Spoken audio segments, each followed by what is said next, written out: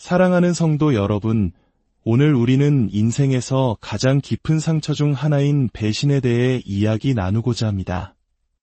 가장 믿었던 친구가 등을 돌렸을 때, 평생을 함께하자 약속했던 사랑하는 사람이 신뢰를 깨뜨렸을 때, 혹은 마음과 정성을 다 쏟았던 이에게 속았을 때의 그 고통. 배신의 상처는 마치 날카로운 칼날처럼 우리의 영혼 깊숙한 곳을 베어냅니다. 하지만 사랑하는 여러분, 분명히 기억하십시오. 하나님께서는 그 어떤 배신에도 놀라지 않으십니다. 사실 하나님께서는 당신이 겪은 그 가장 깊은 상처 속에서도 놀라운 목적을 갖고 계십니다. 인생의 질문은 배신이 찾아올 것인가 아닌가가 아니라 그것이 찾아왔을 때 우리가 어떻게 반응할 것인가에 달려 있습니다. 오늘 저는 분노나 복수심이 아닌 하나님의 방법으로 배신을 다루는 지혜에 대해 나누고 싶습니다. 주님, 저는 이 상황 속에서도 주님을 신뢰합니다. 라고 고백할 수 있는 믿음의 길로 여러분을 초대합니다. 오늘 이 말씀을 듣기 전에 잠시 시간을 내어 구독과 좋아요를 눌러주시면 감사하겠습니다. 여러분의 이 작은 섬김은 상처 입은 또 다른 영혼에게 하나님의 위로와 지혜를 전하는 귀한 통로가 될 것입니다. 그 손길 위에 주님의 은혜가 가득하기를 축복합니다. 배신이 닥치면 마치 발밑의 땅이 통째로 흔들리는 듯한 충격을 받습니다. 모든 것이 혼란스럽고 고통스러우며 지극히 개인적인 상처로 다가옵니다. 솔직히 말해 대부분의 배신은 전혀 예상치 못한 순간에 찾아옵니다. 결코 우리를 배신하지 않을 것이라 믿었던 사람들, 예를 들어 가족, 가장 친한 친구, 신뢰했던 직장 동료, 심지어 같은 믿음 안의 형제자매로부터 오는 경우가 많습니다. 이때 우리의 자연스러운 반응은 하나님, 어째서 이런 일을 허락하셨습니까? 라고 묻는 것입니다. 하지만 친구여, 우리가 하나님의 말씀이라는 렌즈를 통해 배신을 바라보기 시작할 때 우리는 그것이 단순한 무작위적인 상처가 아님을 깨닫게 됩니다. 그것은 종종 우리의 믿음을 시험하는 영적인 시험대입니다. 배신은 우리의 신뢰가 진정으로 어디에 놓여 있는지를 가장 명확하게 드러내는 하나님의 방법 중 하나입니다. 우리가 사람에게 안전을 두었는지 아니면 오직 하나님께 두었는지를 드러내는 것입니다. 생각해 보십시오. 모든 일이 순조롭고 사람들이 친절하며 삶이 안정적일 때 하나님을 신뢰한다고 말하기는 쉽습니다. 하지만 배신이 우리의 숨을 먹게 할 때 바로 그때 우리의 믿음의 기초가 진정으로 시험받는 것입니다. 그 순간 우리는 결정해야 합니다. 하나님께로 달려갈 것인가, 아니면 쓴뿌리와 분노의 늪에 빠질 것인가. 성경 전체를 통틀어 배신은 낯선 개념이 아닙니다. 구약의 요셉은 친형제들에게 배신당했습니다.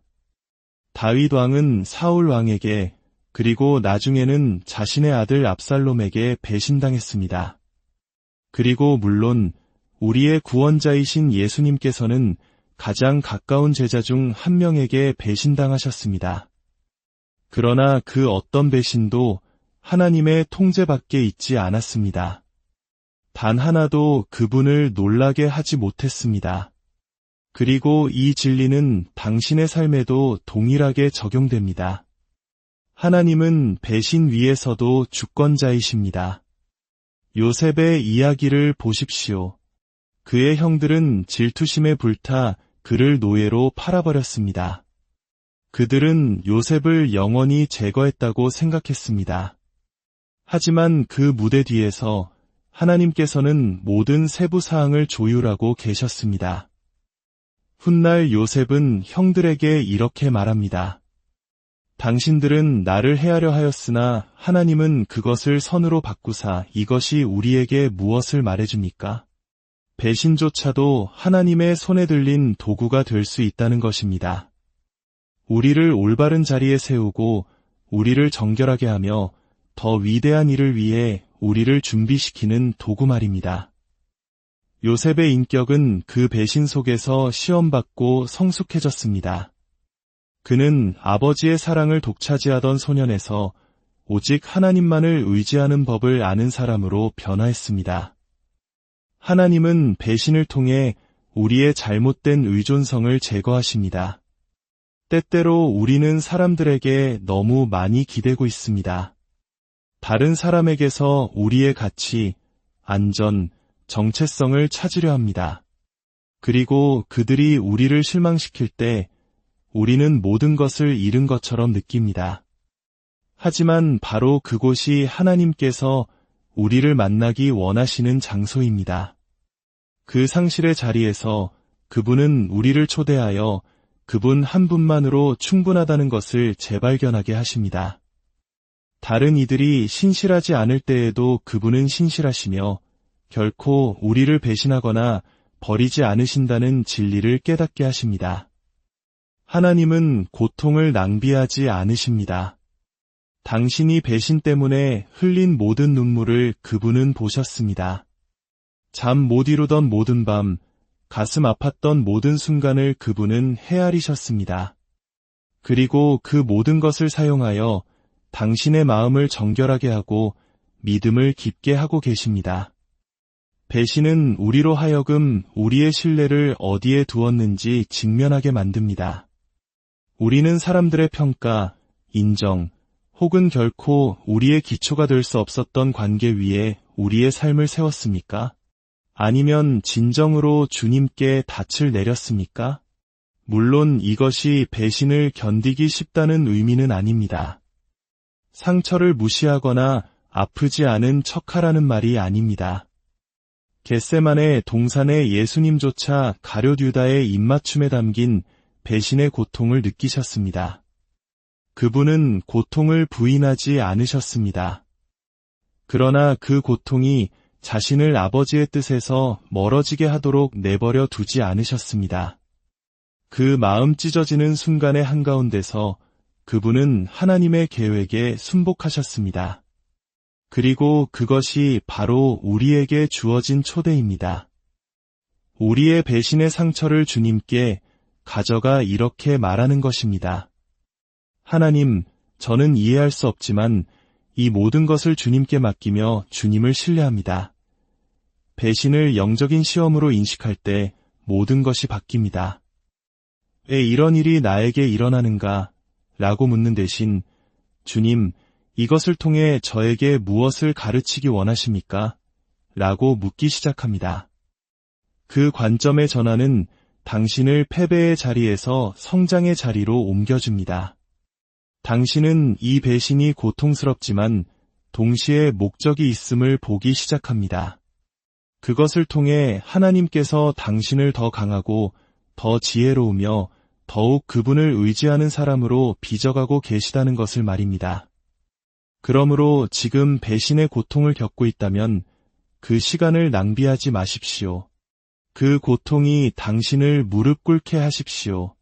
당신의 마음을 하나님을 향해 부드럽게 하십시오. 그리고 기억하십시오.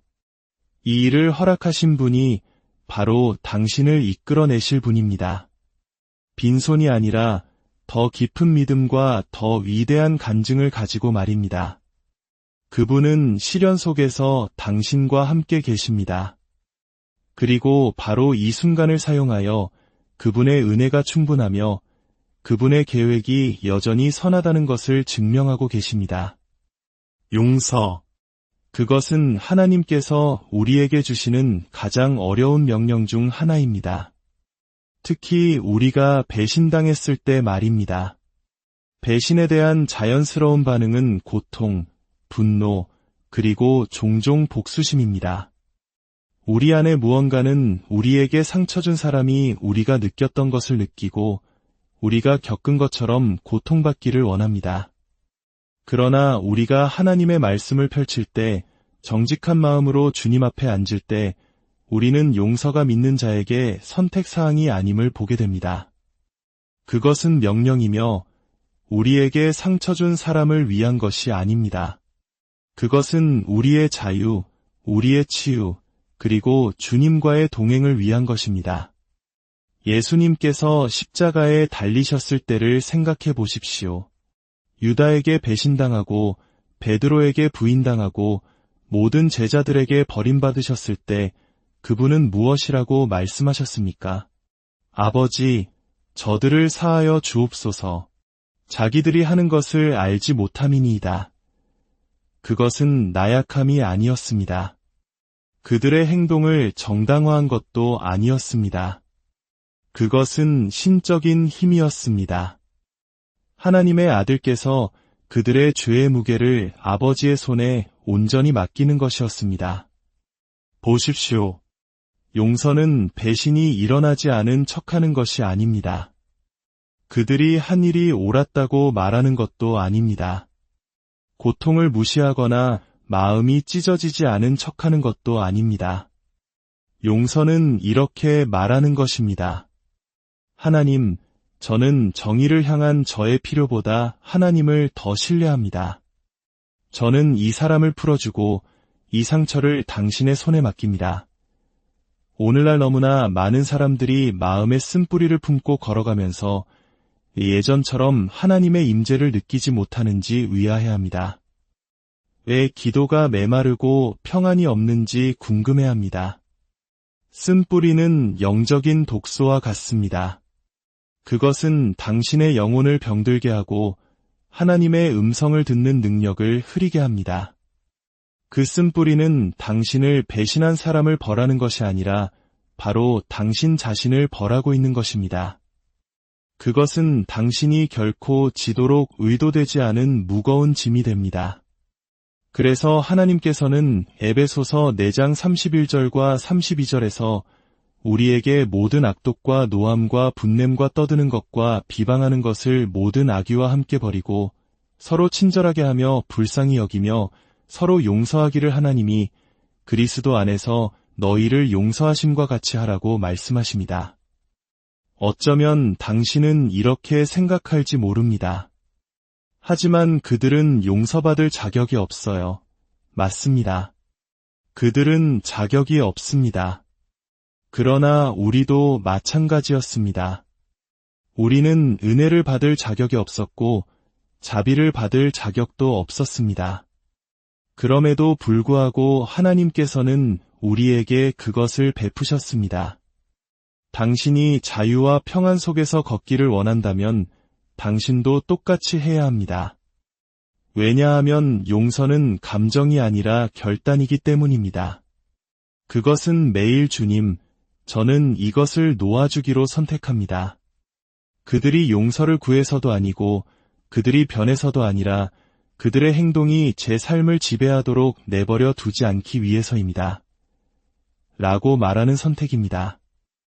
용서는 누군가가 계속해서 당신에게 상처를 주도록 허락하는 것을 의미하지 않습니다. 화해하거나 즉시 그들을 다시 신뢰해야 한다는 의미도 아닙니다. 용서와 신뢰는 별개의 것입니다. 신뢰는 얻는 것이지만 용서는 주는 것입니다. 당신이 용서할 때 당신은 배신이 아프지 않았다고 말하는 것이 아닙니다. 당신은 그 상처가 마지막 말을 하게 두지 않겠다고 선포하는 것입니다. 하나님의 평안이 상처를 붙들고 있는 것보다 더 중요하다고 선언하는 것입니다. 한 번은 이런 말이 있었습니다. 과거의 쓴뿌리라는 짐을 질질 끌면서 앞으로 나아가기를 기대할 수는 없다. 이것이 진리입니다. 하나님의 축복 속에서 걷기를 원한다면 당신을 과거에 묶어두려는 것을 놓아주어야 합니다. 일어났던 일이 생각날 때마다 사탄이 그것을 당신의 마음에 다시 가져올 때마다 이렇게 반응하십시오. 주님, 저는 그것을 주님께 드렸습니다. 저는 용서했습니다. 저는 고통을 되새기기를 거부합니다.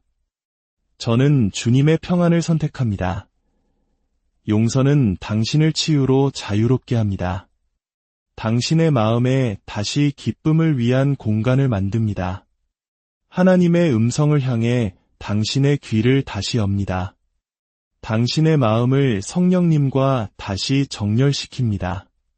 세상은 분노를 붙들라고 말할 것이지만 하나님께서는 그것을 넘겨주라고 말씀하십니다. 그분은 말씀하십니다. 원수 갚는 것이 내게 있으니 내가 갚으리라. 당신은 재판관이 아닙니다. 당신은 복수자가 아닙니다. 당신은 살아계신 하나님의 자녀입니다. 그리고 그분께서 당신이 할 수 없는 일을 처리하실 것입니다. 그러므로 만약 당신이 배신당했고 여전히 그 고통을 짊어지고 있다면 이제는 놓아줄 때입니다. 그들을 위해서가 아니라 당신 자신을 위해서입니다.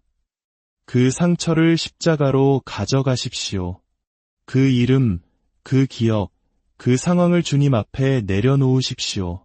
그리고 이렇게 기도하십시오. 하나님, 그들이 자격이 있어서가 아니라 배신이 저를 정의하도록 내버려 두지 않기 위해 저는 그들을 용서합니다. 저는 주님의 것이며 평안을 선택합니다. 친구여, 이것이 바로 하나님의 방법으로 배신에 대처하기 시작하는 길입니다. 배신을 당했을 때 영혼 깊은 곳에서 터져나오는 첫 번째 외침은 이것입니다. 하나님, 어떻게 이런 일이 일어날 수 있습니까? 그들이 저에게 한 짓을 보고 계시지 않나요? 친구여, 그 대답은 예입니다. 하나님은 보고 계십니다. 그분은 행동뿐만 아니라 그 뒤에 숨은 동기까지 보십니다. 당신이 침묵 속에서 흘린 눈물을 보십니다. 무엇이 잘못되었는지 알아내려 애쓰며 잠 못 이루던 밤들을 보십니다. 그런 순간에 정의가 소나기에서 빠져나간 것 같고 불의가 승리했으며 악이 마지막 말을 하는 것처럼 느끼기 쉽습니다. 하지만 그것은 진실이 아닙니다. 진실은 하나님께서 공의로운 하나님이시며 그 누구보다도 배신을 더 잘 다루는 방법을 알고 계시다는 것입니다. 보십시오. 배신이 닥쳤을 때 우리의 본능적인 충동은 문제를 우리 손으로 해결하려는 것입니다. 우리는 맞서고 폭로하고 고통을 고통으로 갚고 싶어 합니다. 그러나 만약 당신이 주 예수 그리스도께 속해 있다면 그분께서는 더 높은 길을 가지고 계십니다. 로마서 12장 19절은 우리에게 말합니다. 내 사랑하는 자들아, 너희가 친히 원수를 갚지 말고 하나님의 진노하심에 맡기라. 기록되었으되 원수 갚는 것이 내게 있으니 내가 갚으리라고 주께서 말씀하시니라. 이 구절은 고통을 무시하라고 말하는 것이 아닙니다. 잘못이 없었다고 말하는 것도 아닙니다. 그것은 이 강력한 진리를 상기시켜줍니다. 하나님께서 처리하실 것이라는 진리입니다. 그분께서 그들이 한 일을 다루실 것입니다. 그분께서 모든 셈을 바로잡으실 것입니다. 그리고 그분은 당신이나 저보다 더 훌륭하고 더 깨끗하며 더 의롭게 그 일을 하실 것입니다. 하나님의 정의는 항상 즉각적이지는 않지만 항상 확실합니다.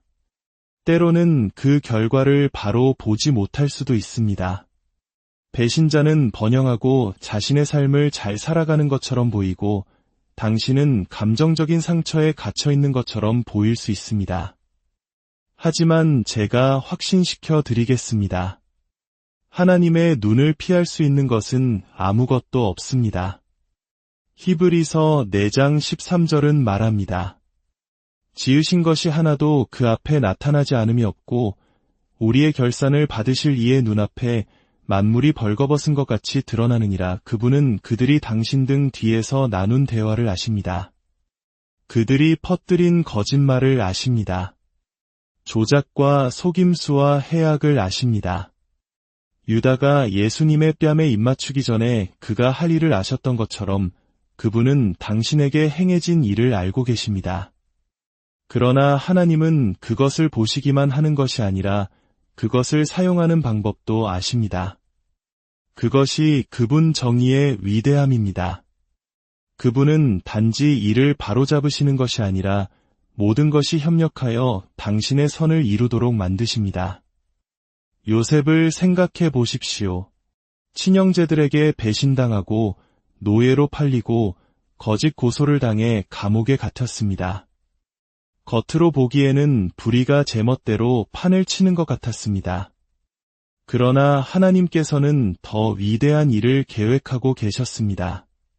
그리고 몇 년 후 요셉이 바로 그 형들 앞에 섰을 때 그는 당신들이 나에게 한 짓을 보시오라고 말하지 않았습니다. 그는 당신들은 나를 해하려 하였으나 하나님은 그것을 선으로 바꾸셨나이다 라고 말했습니다.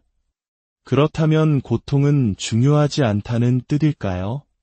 물론 아닙니다.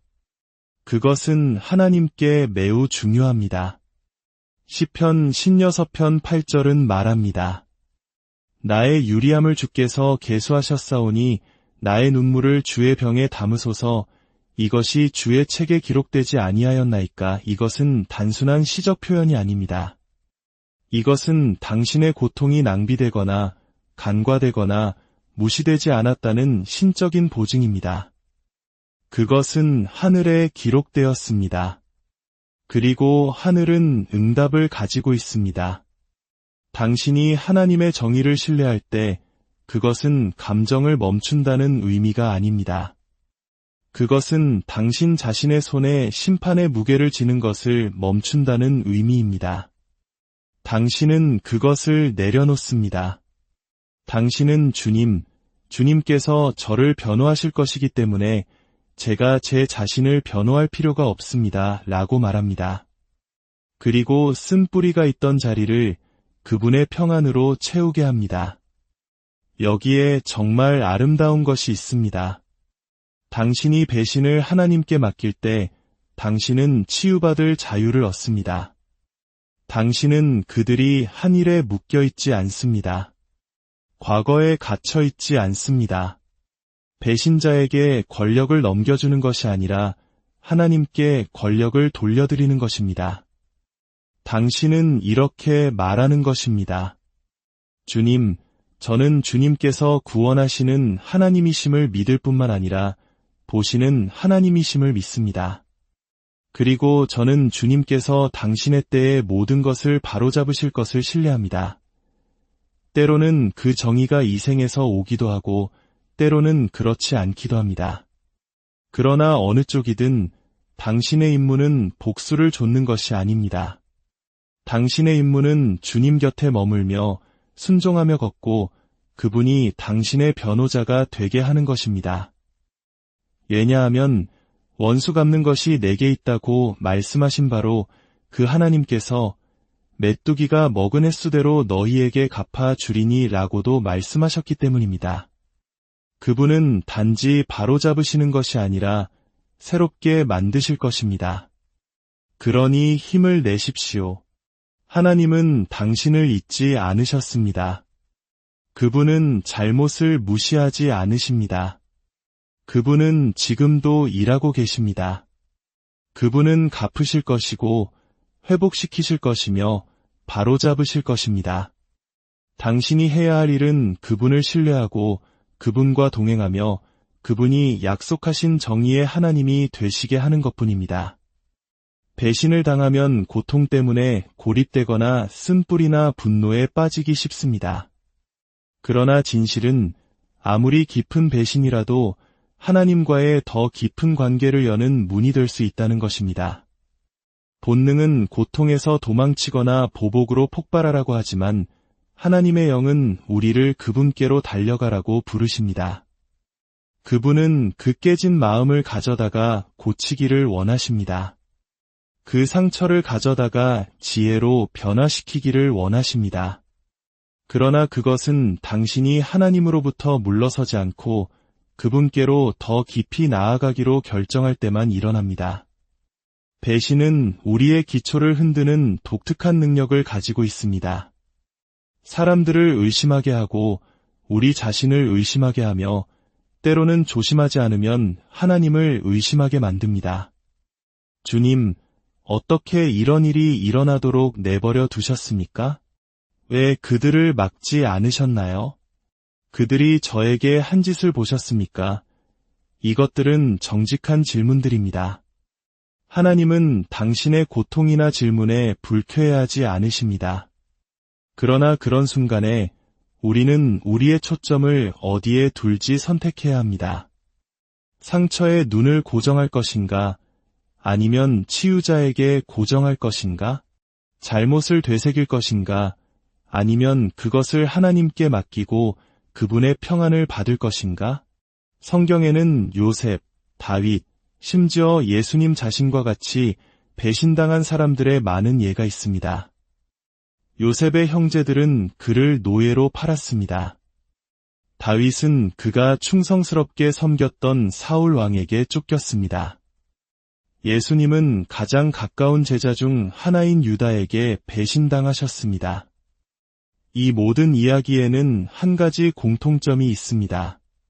배신은 하나님의 계획을 멈추지 못했습니다. 오히려 그것을 성취했습니다.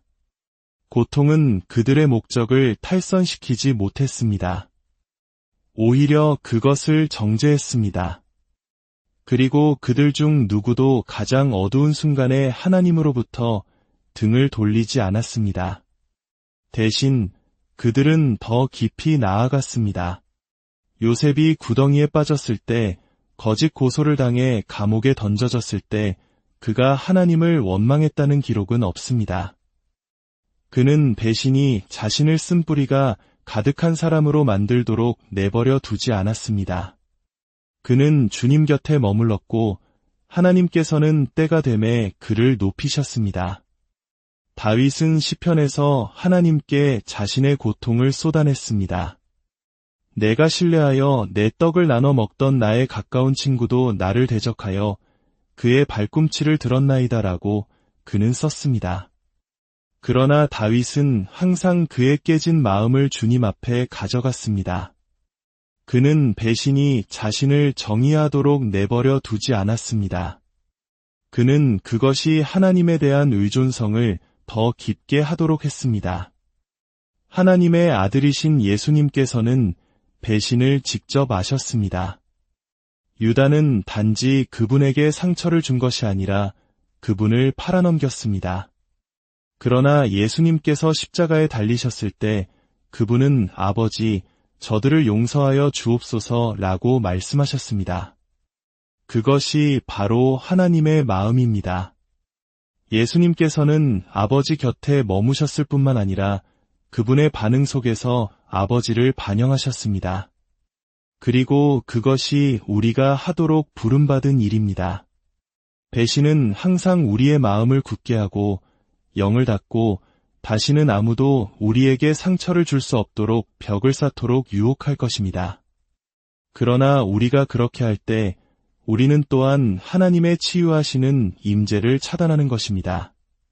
배신 중에 하나님께로 더 깊이 나아갈 때 그분은 다른 어떤 것으로도 할 수 없는 방식으로 당신을 만나주십니다. 그분은 자신의 위로, 가까움, 이해심을 드러내십니다. 히브리서는 예수님께서 우리의 연약함을 동정하시는 대제사장이시라고 말합니다. 그분은 배신의 아픔을 아시며 당신과 당신의 고통에서 멀리 계시지 않습니다.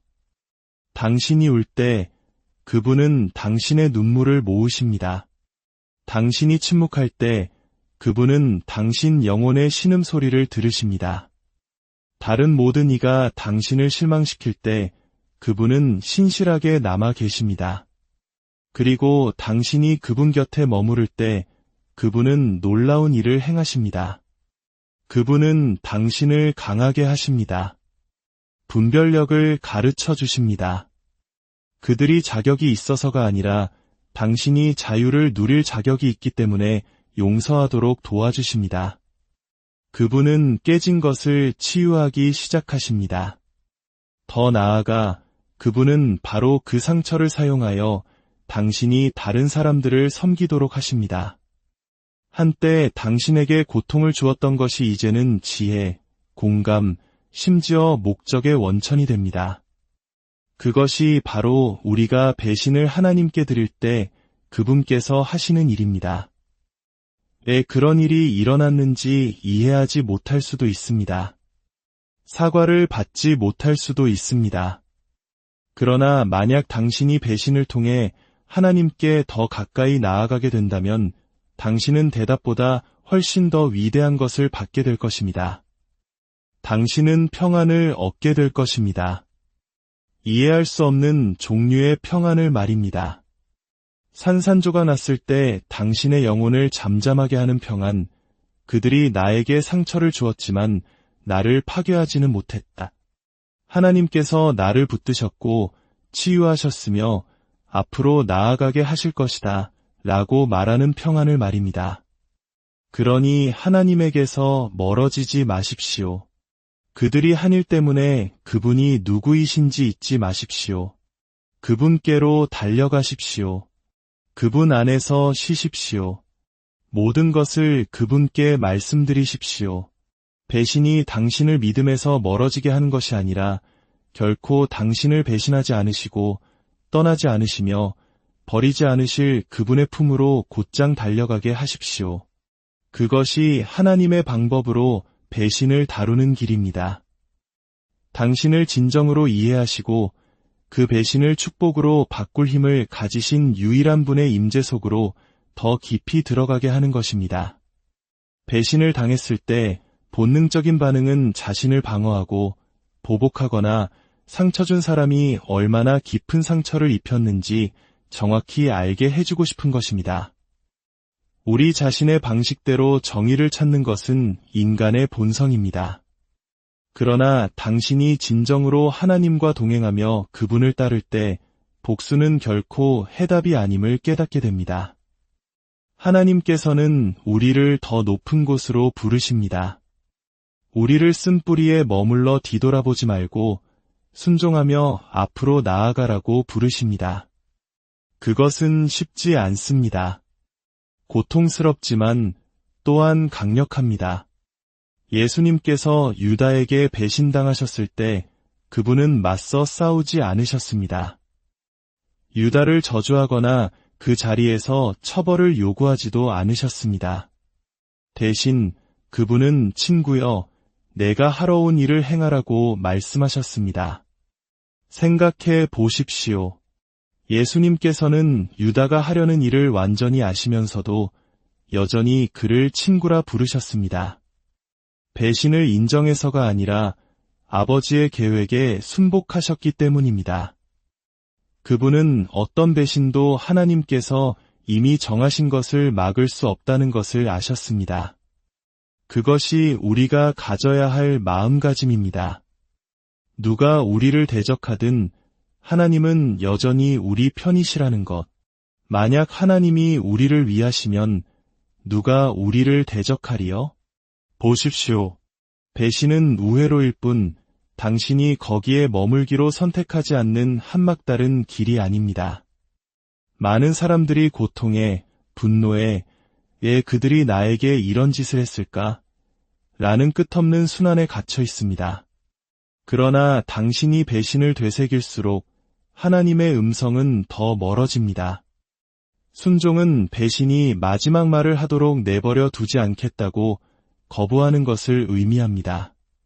그것은 일어나서 얼굴에 눈물을 닦고 하나님, 저는 이해할 수 없지만 주님을 신뢰합니다. 저를 앞으로 인도해 주십시오 라고 말하는 것을 의미합니다. 로마서 8장 28절에는 아름다운 약속이 있습니다. 우리가 알거니와 하나님을 사랑하는 자 곧 그의 뜻대로 부르심을 입은 자들에게는 모든 것이 합력하여 선을 이루느니라. 여기에는 배신도 포함됩니다. 하나님께서는 가장 상처받고 굴욕적인 경험조차도 그분의 신실하심에 대한 간증으로 바꾸실 수 있습니다. 그러나 그것은 우리가 그분의 방식에 순종할 때만 일어납니다. 분명히 말씀드립니다. 배신 후 순종하며 걷는다는 것은 그것이 일어나지 않은 척하는 것을 의미하지 않습니다. 고통을 부인하는 것도 아닙니다. 그것은 그 고통이 당신의 미래를 지배하도록 내버려 두지 않겠다고 거부하는 것을 의미합니다.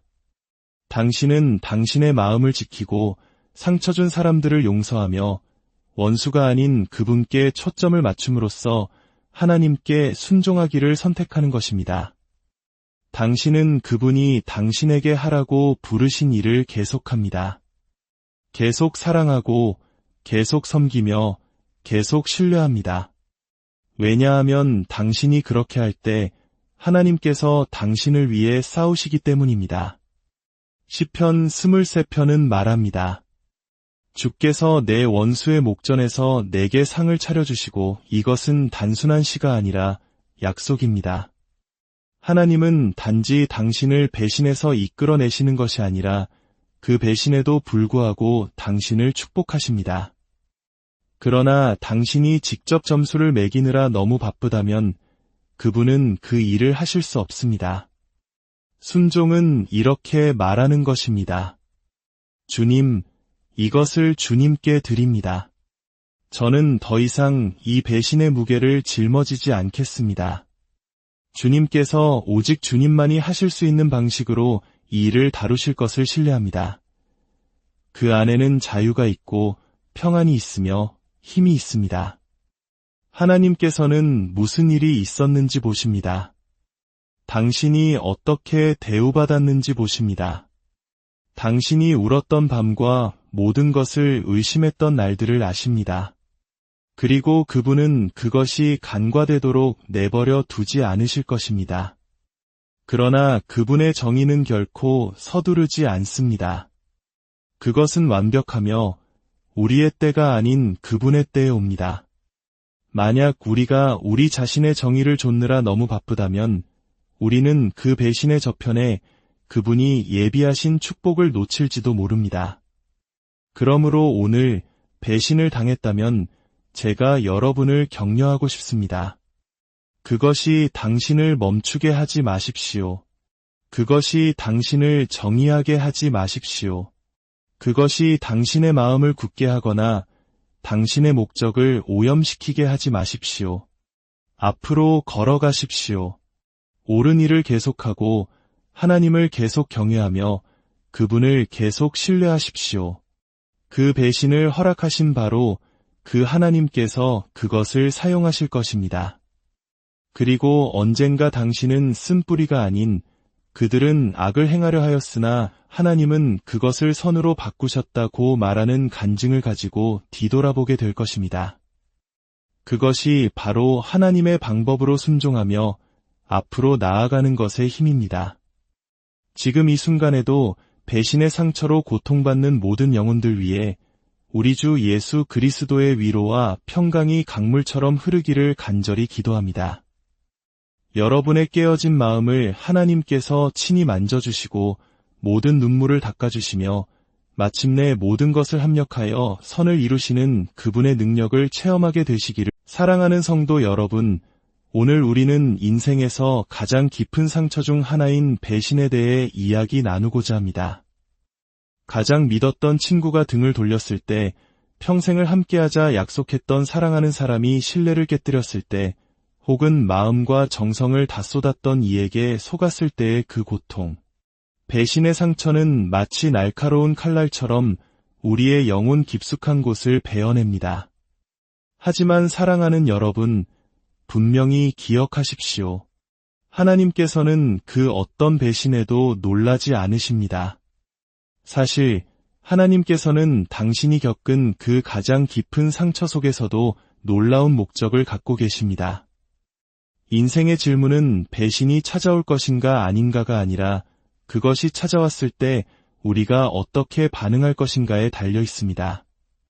오늘 저는 분노나 복수심이 아닌 하나님의 방법으로 배신을 다루는 지혜에 대해 나누고 싶습니다. 주님, 저는 이 상황 속에서도 주님을 신뢰합니다. 라고 고백할 수 있는 믿음의 길로 여러분을 초대합니다. 오늘 이 말씀을 듣기 전에 잠시 시간을 내어 구독과 좋아요를 눌러주시면 감사하겠습니다. 여러분의 이 작은 섬김은 상처 입은 또 다른 영혼에게 하나님의 위로와 지혜를 전하는 귀한 통로가 될 것입니다. 그 손길 위에 주님의 은혜가 가득하기를 축복합니다. 배신이 닥치면 마치 발밑의 땅이 통째로 흔들리는 듯한 충격을 받습니다. 모든 것이 혼란스럽고 고통스러우며 지극히 개인적인 상처로 다가옵니다. 솔직히 말해 대부분의 배신은 전혀 예상치 못한 순간에 찾아옵니다. 결코 우리를 배신하지 않을 것이라 믿었던 사람들, 예를 들어 가족, 가장 친한 친구, 신뢰했던 직장 동료, 심지어 같은 믿음 안의 형제자매로부터 오는 경우가 많습니다. 이때 우리의 자연스러운 반응은 하나님, 어째서 이런 일을 허락하셨습니까? 라고 묻는 것입니다. 하지만 친구여, 우리가 하나님의 말씀이라는 렌즈를 통해 배신을 바라보기 시작할 때 우리는 그것이 단순한 무작위적인 상처가 아님을 깨닫게 됩니다. 그것은 종종 우리의 믿음을 시험하는 영적인 시험대입니다. 배신은 우리의 신뢰가 진정으로 어디에 놓여 있는지를 가장 명확하게 드러내는 하나님의 방법 중 하나입니다. 우리가 사람에게 안전을 두었는지 아니면 오직 하나님께 두었는지를 드러내는 것입니다. 생각해 보십시오. 모든 일이 순조롭고 사람들이 친절하며 삶이 안정적일 때 하나님을 신뢰한다고 말하기는 쉽습니다. 하지만 배신이 우리의 숨을 먹게 할 때 바로 그때 우리의 믿음의 기초가 진정으로 시험받는 것입니다. 그 순간 우리는 결정해야 합니다. 하나님께로 달려갈 것인가, 아니면 쓴뿌리와 분노의 늪에 빠질 것인가. 성경 전체를 통틀어 배신은 낯선 개념이 아닙니다. 구약의 요셉은 친형제들에게 배신당했습니다. 다윗 왕은 사울 왕에게, 그리고 나중에는 자신의 아들 압살롬에게 배신당했습니다.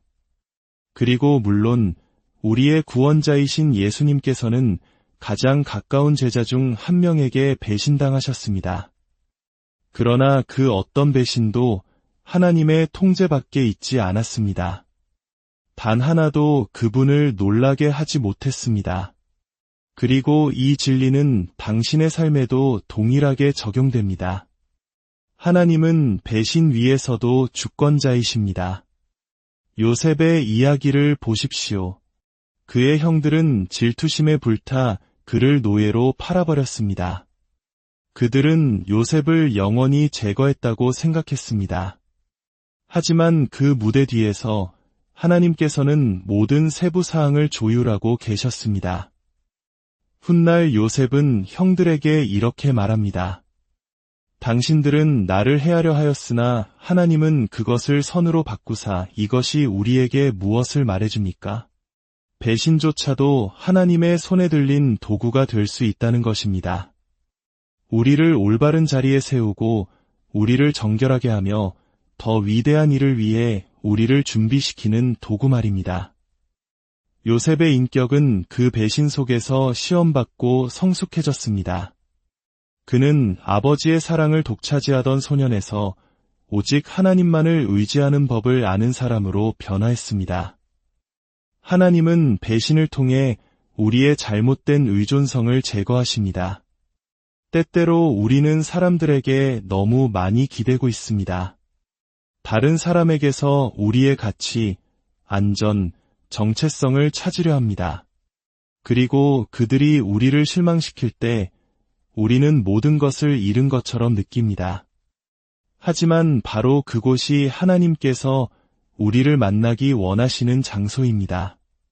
그 상실의 자리에서 그분은 우리를 초대하여 그분 한 분만으로 충분하다는 것을 재발견하게 하십니다.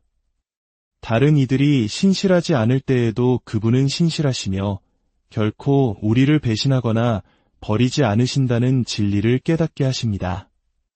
하나님은 고통을 낭비하지 않으십니다. 당신이 배신 때문에 흘린 모든 눈물을 그분은 보셨습니다. 잠 못 이루던 모든 밤, 가슴 아팠던 모든 순간을 그분은 헤아리셨습니다. 그리고 그 모든 것을 사용하여 당신의 마음을 정결하게 하고 믿음을 깊게 하고 계십니다. 배신은 우리로 하여금 우리의 신뢰를 어디에 두었는지 직면하게 만듭니다. 우리는 사람들의 평가, 인정, 혹은 결코 우리의 기초가 될 수 없었던 관계 위에 우리의 삶을 세웠습니까? 아니면 진정으로 주님께 닻을 내렸습니까? 물론 이것이 배신을 견디기 쉽다는 의미는 아닙니다. 상처를 무시하거나 아프지 않은 척하라는 말이 아닙니다. 겟세마네 동산의 예수님조차 가룟 유다의 입맞춤에 담긴 배신의 고통을 느끼셨습니다. 그분은 고통을 부인하지 않으셨습니다. 그러나 그 고통이 자신을 아버지의 뜻에서 멀어지게 하도록 내버려 두지 않으셨습니다. 그 마음 찢어지는 순간의 한가운데서 그분은 하나님의 계획에 순복하셨습니다. 그리고 그것이 바로 우리에게 주어진 초대입니다. 우리의 배신의 상처를 주님께 가져가 이렇게 말하는 것입니다. 하나님, 저는 이해할 수 없지만 이 모든 것을 주님께 맡기며 주님을 신뢰합니다. 배신을 영적인 시험으로 인식할 때 모든 것이 바뀝니다. 왜 이런 일이 나에게 일어나는가?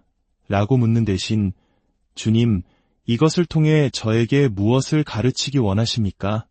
라고 묻기 시작합니다. 그 관점의 전환은 당신을 패배의 자리에서 성장의 자리로 옮겨줍니다. 당신은 이 배신이 고통스럽지만 동시에 목적이 있음을 보기 시작합니다. 그것을 통해 하나님께서 당신을 더 강하고 더 지혜로우며 더욱 그분을 의지하는 사람으로 빚어가고 계시다는 것을 말입니다.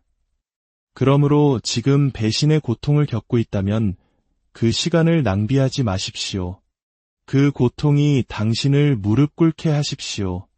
당신의 마음을 하나님을 향해 부드럽게 하십시오. 그리고 기억하십시오. 이 일을 허락하신 분이 바로 당신을 이끌어내실 분입니다. 빈손이 아니라 더 깊은 믿음과 더 위대한 간증을 가지고 말입니다. 그분은 시련 속에서 당신과 함께 계십니다. 그리고 바로 이 순간을 사용하여 그분의 은혜가 충분하며 그분의 계획이 여전히 선하다는 것을 증명하고 계십니다. 용서. 그것은 하나님께서 우리에게 주시는 가장 어려운 명령 중 하나입니다. 특히 우리가 배신당했을 때 말입니다. 배신에 대한 자연스러운 반응은 고통, 분노, 그리고 종종 복수심입니다.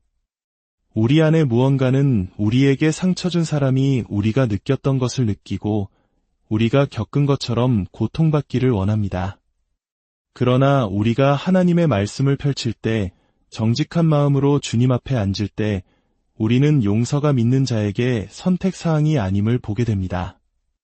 그것은 명령이며 우리에게 상처 준 사람을 위한 것이 아닙니다. 그것은 우리의 자유, 우리의 치유, 그리고 주님과의 동행을 위한 것입니다.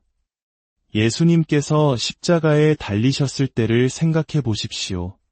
유다에게 배신당하고 베드로에게 부인당하고 모든 제자들에게 버림받으셨을 때 그분은 무엇이라고 말씀하셨습니까? 아버지, 저들을 사하여 주옵소서. 자기들이 하는 것을 알지 못함이니이다. 그것은 나약함이 아니었습니다. 그들의 행동을 정당화한 것도 아니었습니다. 그것은 신적인 힘이었습니다. 하나님의 아들께서 그들의 죄의 무게를 아버지의 손에 온전히 맡기는 것이었습니다. 보십시오. 용서는 배신이 일어나지 않은 척하는 것이 아닙니다.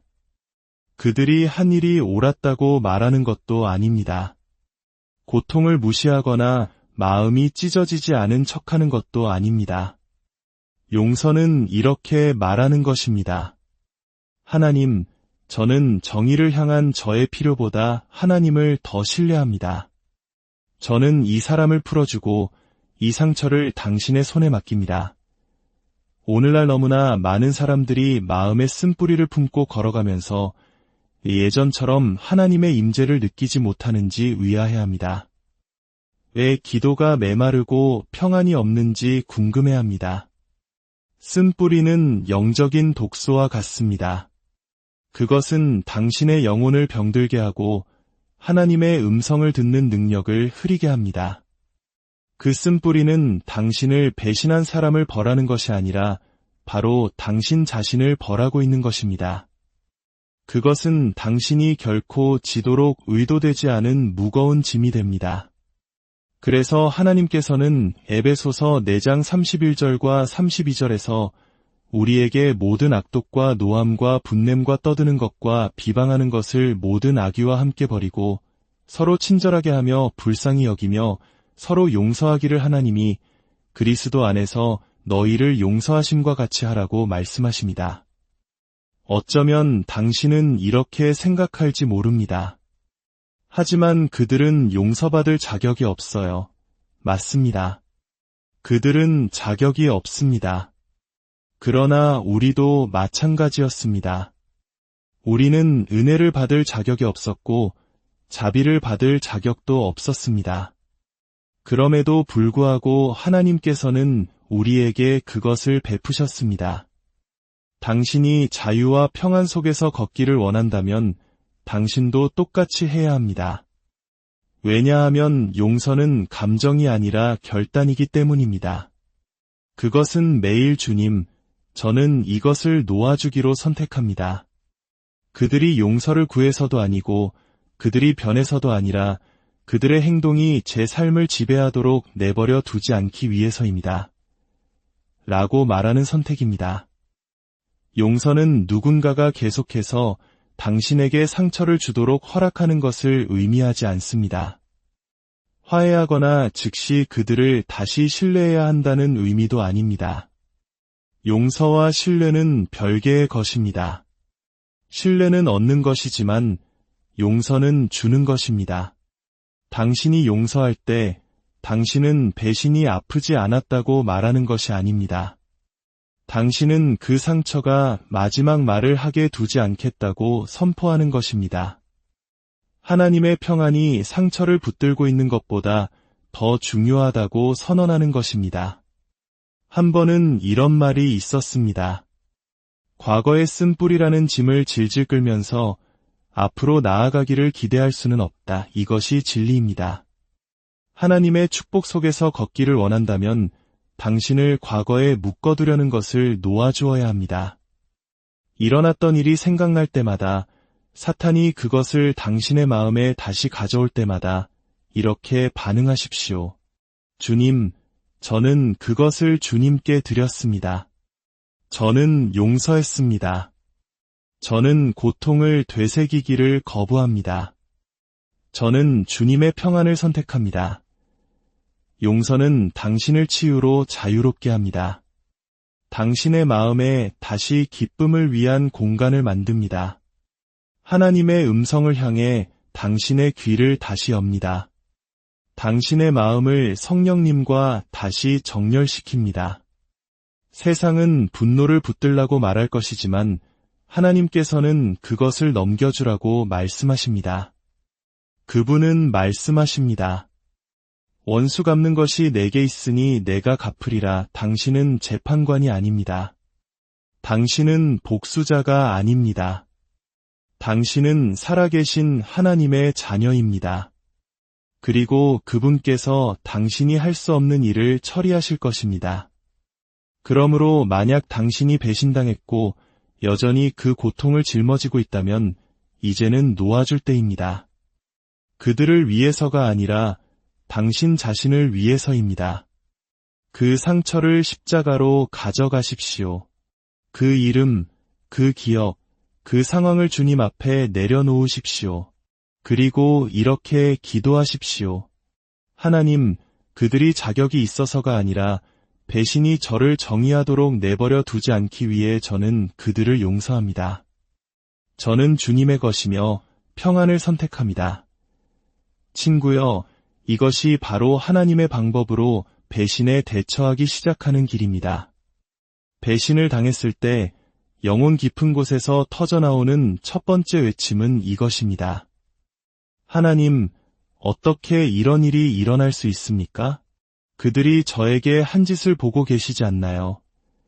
친구여, 그 대답은 예입니다. 하나님은 보고 계십니다. 그분은 행동뿐만 아니라 그 뒤에 숨은 동기까지 보십니다. 당신이 침묵 속에서 흘린 눈물을 보십니다. 무엇이 잘못되었는지 알아내려 애쓰며 잠 못 이루던 밤들을 보십니다. 그런 순간에 정의가 소나기에서 빠져나간 것 같고 불의가 승리했으며 악이 마지막 말을 하는 것처럼 느끼기 쉽습니다. 하지만 그것은 진실이 아닙니다. 진실은 하나님께서 공의로운 하나님이시며 그 누구보다도 배신을 더 잘 다루는 방법을 알고 계시다는 것입니다. 보십시오. 배신이 닥쳤을 때 우리의 본능적인 충동은 문제를 우리 손으로 해결하려는 것입니다. 우리는 맞서고 폭로하고 고통을 고통으로 갚고 싶어 합니다.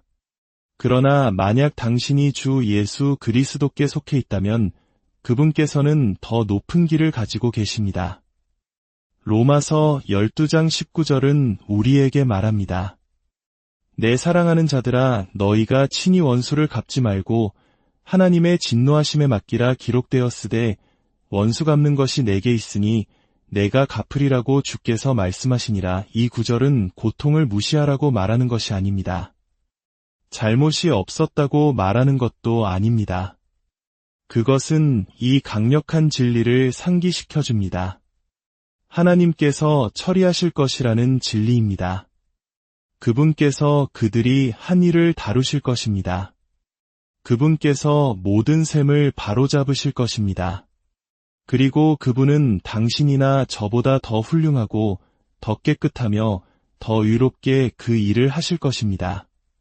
하나님의 정의는 항상 즉각적이지는 않지만 항상 확실합니다. 때로는 그 결과를 바로 보지 못할 수도 있습니다. 배신자는 번영하고 자신의 삶을 잘 살아가는 것처럼 보이고 당신은 감정적인 상처에 갇혀 있는 것처럼 보일 수 있습니다. 하지만 제가 확신시켜 드리겠습니다. 하나님의 눈을 피할 수 있는 것은 아무것도 없습니다. 히브리서 4장 13절은 말합니다. 지으신 것이 하나도 그 앞에 나타나지 않음이 없고 우리의 결산을 받으실 이의 눈앞에 만물이 벌거벗은 것 같이 드러나느니라. 그분은 그들이 당신 등 뒤에서 나눈 대화를 아십니다. 그들이 퍼뜨린 거짓말을 아십니다. 조작과 속임수와 해악을 아십니다. 유다가 예수님의 뺨에 입맞추기 전에 그가 할 일을 아셨던 것처럼 그분은 당신에게 행해진 일을 알고 계십니다. 그러나 하나님은 그것을 보시기만 하는 것이 아니라 그것을 사용하는 방법도 아십니다. 그것이 그분 정의의 위대함입니다. 그분은 단지 이를 바로잡으시는 것이 아니라 모든 것이 협력하여 당신의 선을 이루도록 만드십니다. 요셉을 생각해 보십시오. 친형제들에게 배신당하고 노예로 팔리고 거짓 고소를 당해 감옥에 갇혔습니다. 겉으로 보기에는 불의가 제멋대로 판을 치는 것 같았습니다. 그러나 하나님께서는 더 위대한 일을 계획하고 계셨습니다. 그리고 몇 년 후 요셉이 바로 그 형들 앞에 섰을 때 그는 당신들이 나에게 한 짓을 보시오라고 말하지 않았습니다. 그는 당신들은 나를 해하려 하였으나 하나님은 그것을 선으로 바꾸셨나이다 라고 말했습니다. 그렇다면 고통은 중요하지 않다는 뜻일까요? 물론 아닙니다. 그것은 하나님께 매우 중요합니다. 시편 16편 8절은 말합니다. 나의 유리함을 주께서 계수하셨사오니 나의 눈물을 주의 병에 담으소서. 이것이 주의 책에 기록되지 아니하였나이까. 이것은 단순한 시적 표현이 아닙니다. 이것은 당신의 고통이 낭비되거나 간과되거나 무시되지 않았다는 신적인 보증입니다. 그것은 하늘에 기록되었습니다. 그리고 하늘은 응답을 가지고 있습니다. 당신이 하나님의 정의를 신뢰할 때 그것은 감정을 멈춘다는 의미가 아닙니다. 그것은 당신 자신의 손에 심판의 무게를 지는 것을 멈춘다는 의미입니다. 당신은 그것을 내려놓습니다. 당신은 주님께서 저를 변호하실 것이기 때문에 제가 제 자신을 변호할 필요가 없습니다. 라고 말합니다. 그리고 쓴뿌리가 있던 자리를 그분의 평안으로 채우게 합니다. 여기에 정말 아름다운 것이 있습니다. 당신이 배신을